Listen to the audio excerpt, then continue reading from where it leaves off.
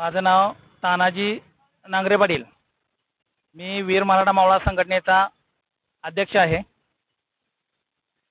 आम्ही वीर मराठा मावळे संघटनेच्या माध्यमातून आटपाडी तालुक्यात शिवसेनेला जाहीर पाठिंबा दिलेला आहे. आता सध्याचं राजकारण बघता सर्वत्रच जातीवादी राजकारण चालू आहे. त्यामुळे आम्ही आमच्या माध्यमातून जो आम्ही मराठा समाजाच्या माध्यमातून मराठा समाज एकत्रित करून जागृत करायचं काम करतो, त्याच आमच्या कार्यकर्त्यांना आम्ही सांगितलं की आता ही वेळ आपल्याला एकजूट होण्याची आहे.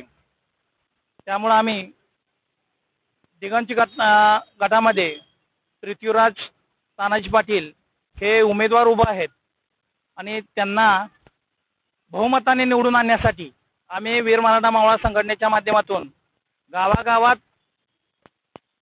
जाऊन प्रचार केला आहे आणि एक पॉझिटिव्ह असं वातावरण तयार केलं आणि आम्ही त्यांना पूर्ण वीर मराठा मावळ्याच्या संघटनेच्या वतीनं पाठिंबा दिलेला आहे.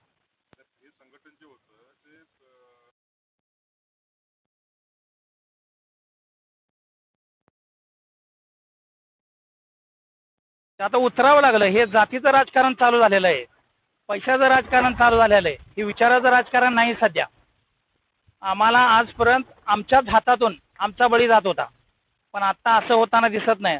सर्व बाजूनं मराठा समाजाचं खच्चीकरण चालू आहे आणि आम्ही जे मराठा समाज जागृत केला आहे, आत्ता खरी हीच वेळ आहे की आता आमच्या उमेदवाराच्या पाठीमागं आम्ही मराठा समाजानं खंबीरपणे उभा राहण्याचं. त्यामुळं आम्ही हे राजकारणात आत्ता उतरून आम्ही शिवसेनेला जाहीर पाठिंबा दिलेला आहे आणि तानाजी पाटील यांना आम्ही जाहीर पाठिंबा दिलेला आहे.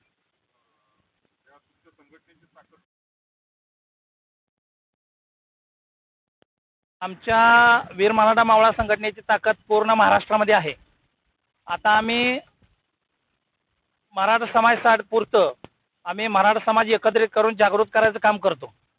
कारण आजपर्यंत फक्त राजकीय लोकांनी आमचा वापरच केला, समाजासाठी कोणीच काय केलं नाही.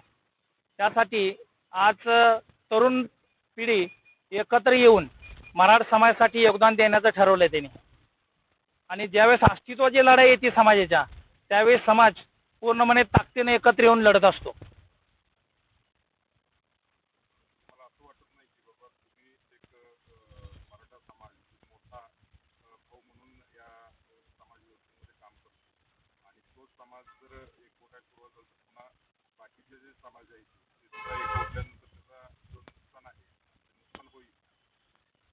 इतर समाज एकटवला, त्यामुळंच आम्हाला एकटवायची वेळ आलेली आहे सध्या.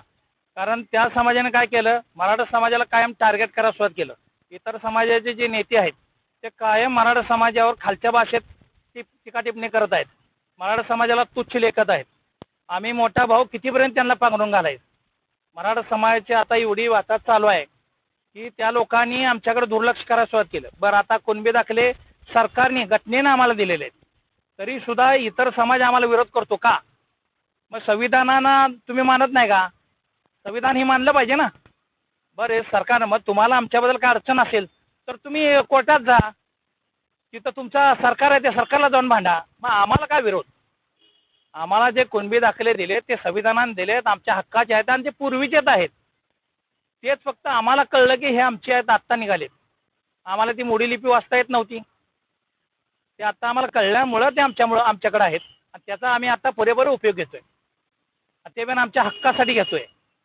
त्याला आम्हाला इतर समाजाने विरोध करू नये. तसा समाज विरोध करतच नाही आहे, हे नेते विरोध करतात. समाज हे आत्ताही आटपाडी तालुक्यात गुण्यागोविंदाने नांदत आहे आणि आमच्याच पाठीमागं उभा आहे.